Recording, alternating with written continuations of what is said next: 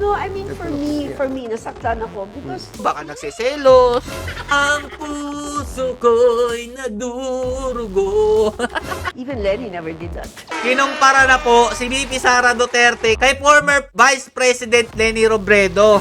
Aba naman, parang nakakalimutan lang po ninyo kung ano pong ginawa ni dating Vice President Leni Robredo sa inyo. Sa tatay po ni PBBM na si Apo Lakay. Akala po nating mababait na mga tao, mga walang katatu-tatu sa katawan, ayun po talaga ang mga tunay na nagmamahal sa ating bansa. Kapag na real talk po mga idol, wag sasakit ang dibdib.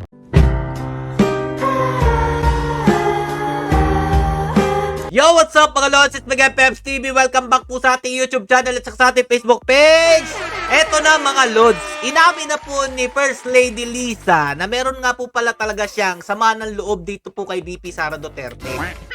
Ano nga po bang dahilan ni First Lady? Bakit nga po ba niya nagagawang magalit kay VP Sara Duterte? Yan po ang ating aalamin. Oh, eto na. Mag-iiyakan na naman kayo. Porque nagkomento tayo dito po sa sinabi po ni First Lady, magagalit kayo sa akin. Uunahan ko na po kayo. Hanggang ngayon po ay hindi po ako anti-government o anti-administration. Doon lang po tayo sa talagang nagsisimula ng hidwaan sa dalawa po na si PBBM at saka si VP Sara Duterte. Hindi po yan gawain ng isang First Lady ang pag-awayin ng Vice Presidente at ang ating Pangulo. Anak ng tinapay naman, oo. Dito nga mga Lodi, nasabi po na bad shot daw po si VP Sara Duterte. Sa interview po ito ni Katon Ying mga idol kay First Lady Liza Araneta Marcos. At dito nga mga Lods, meron pa po sinabi si First Lady na she crossed the line daw po si VP Sara Duterte ang kanyang pinapatukuyan dito. Para sa akin naman kasi mga idol, wala naman po talagang problema ang samahan po ni PBBM at saka ni VP Sara Duterte. Ito lang po talagang mga nasa paligid niya ang gumagawa po ng issue. Hindi ko lang po alam mga Lods kung ano nga po ba talaga ang pinanggigigilan dito ni First Lady kay VP Sara Duterte. Pero meron siyang sinabi sa interview nga po kay Katon Ying at doon nga po inamin niya kung ano nga po ba ang pinanimulan nito. O hindi kaya dahil dito sa napaka-sweet naman po ni PBBM at saka ni VP Sara Duterte? Trabaho lang naman yan, wala namang personalan, anak na tinapay naman, no?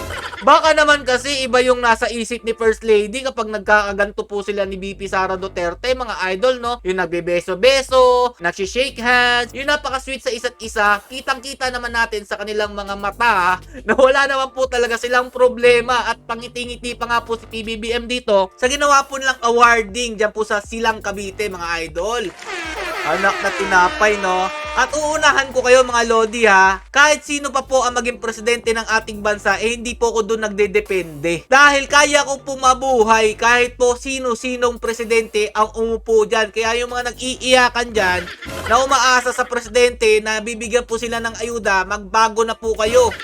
Hindi po ang presidente ang magbibigay ng kaunlaran ng inyong buhay, kundi kayo lang din. Ang presidente ang gagawa ng paraan para maging maayos ang ating bansa kung saan po natutungo ang ating mga budgets o ang ating mga infrastruktura. Hindi po sila ang gagawa ng inyong bahay, hindi po sila ang bibili ng inyong kotse, at hindi po sila ang magtatayo ng inyong mga negosyo para kayo'y umasenso. Kayo mismo ang gagawa niyan, mga tamad kayo. Eto mga Lodi, no? Okay naman po sila para sa akin. Siguro mga Lodi, kaya lang na budget si VP Sara Duterte dahil sa tingin ko baka nagsiselos. Ang puso ko'y nadurugo. Ganun ba yan? Kasi may nakita akong post ni Daryl Yap na yun nga ba ang dahilan kung bakit po nang kakandalaiti si First Lady kay VP Sara Duterte?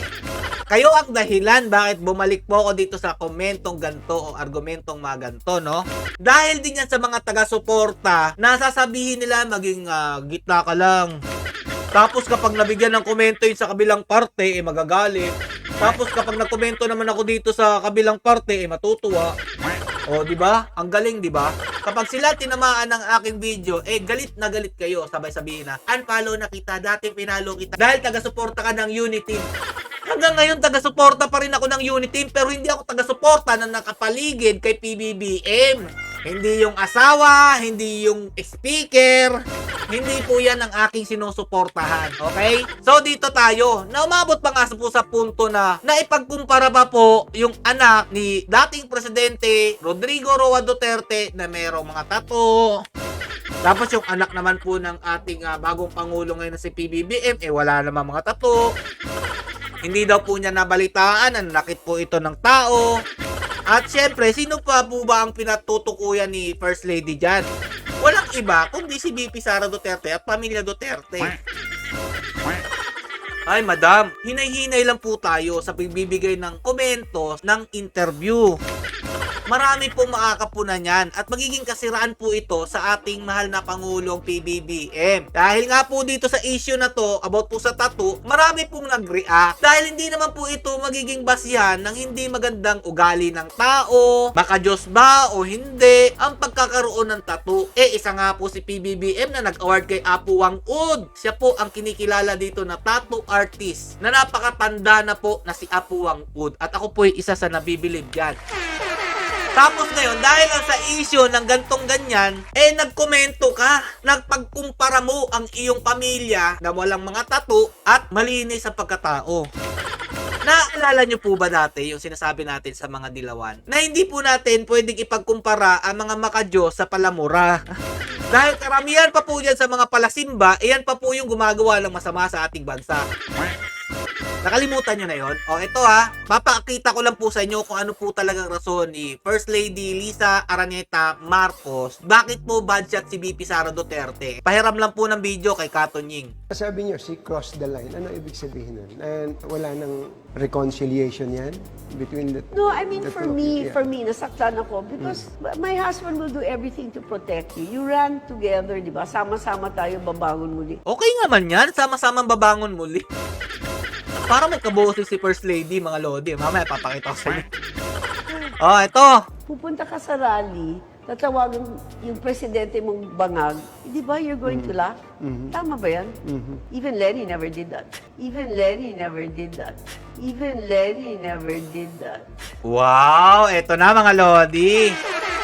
Kinumpara na po si VP Sara Duterte kay former Vice President Leni Robredo.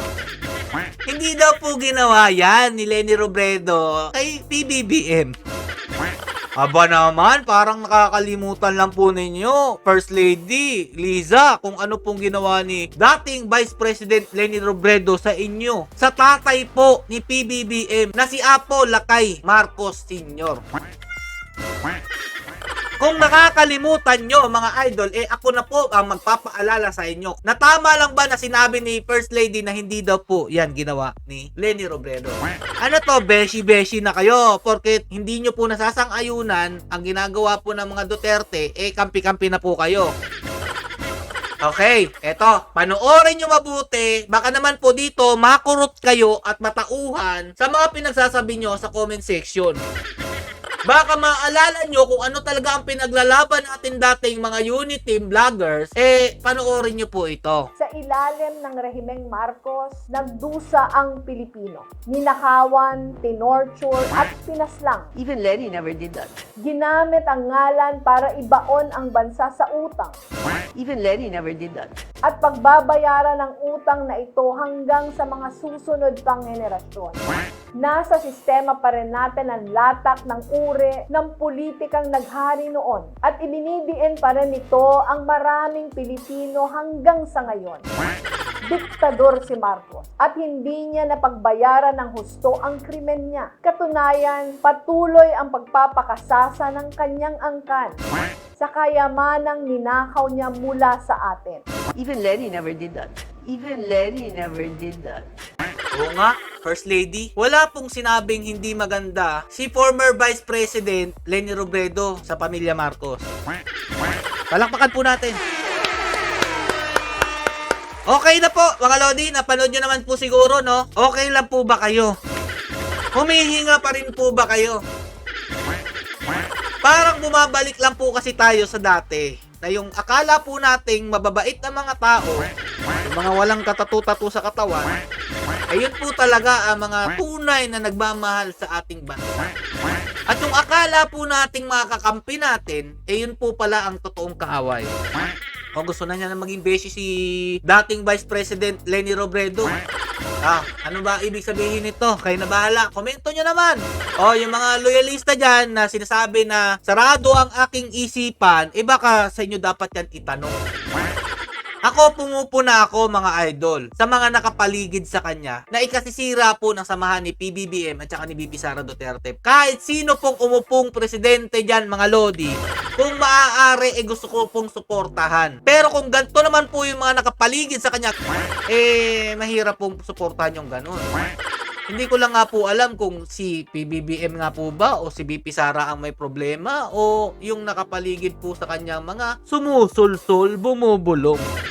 Pasensya na po mga idol, pero yan po talagang katotohanan. Kapag na-real talk po mga idol, wag sasakit ang dibdib. Di ba yan yung nagustuhan nyo sa akin? Maging prangka at maging tapat sa inyo. Kaya kung ibabato nyo lang sa akin dahil ako'y isang DDA, ang babaw naman nun.